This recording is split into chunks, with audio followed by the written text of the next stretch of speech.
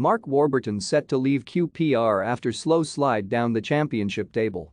Mark Warburton has confirmed that he expects to leave Queen's Park Rangers at the end of the season. The manager, who is coming to the end of his third campaign with the West London club, does not expect to be kept on when his contract expires this summer. This follows a dramatic decline in QPR's form in the second half of the season, after being sat comfortably in the playoff places at the end of January. Since then, Warburton's team have picked up just 3 wins in 17 games. It marks a sad decline for Warburton, who became a quick fan favorite at the start of his tenure in the 2019-20 season, with a team built around Ebbie Rees which got the best out of Nahki Wells, Jordan Hugill and Bright Samuel.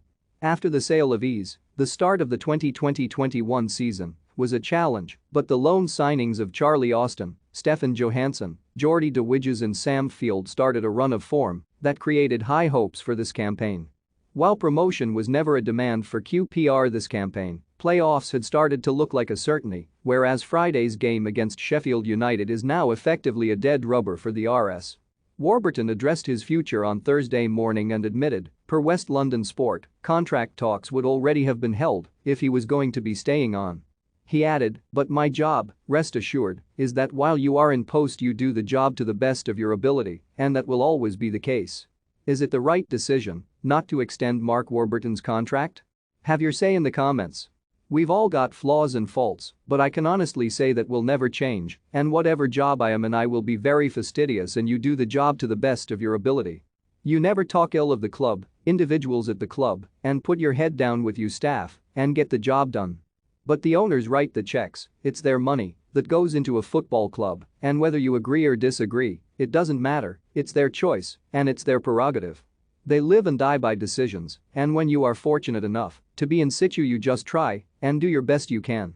I don't expect to be here next season, but I will do the job to the best I can from here and see what happens after that. Warburton has been QPR's longest-serving manager since Ian Holloway's first stint in charge from 2001 to 2006.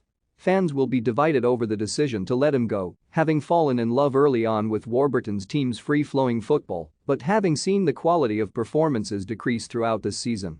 The same side that eased past Reading 4-0 in late January and held Premier League club Everton to a 2-2 draw in the EFL Cup in September have turned out some uninspiring displays in recently.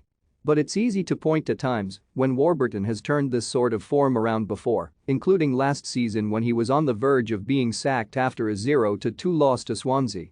Many will worry about the club's poor recent record of appointing managers, with the sacking of Neil Warnock and appointment of Mark Hughes after a poor first half of the 2011-12 Premier League campaign still leaving a sour taste. And Warburton's predecessor Steve McLaren was never a firm favourite either, often frustrating fans with his team selection and tactical setup. A host of popular managers are available, including the likes of Daniel Farke and Sean Dyche, but for a club that in 2019-20 had the 6th lowest wage bill in the championship, according to Swiss Ramble, these names might not be realistic.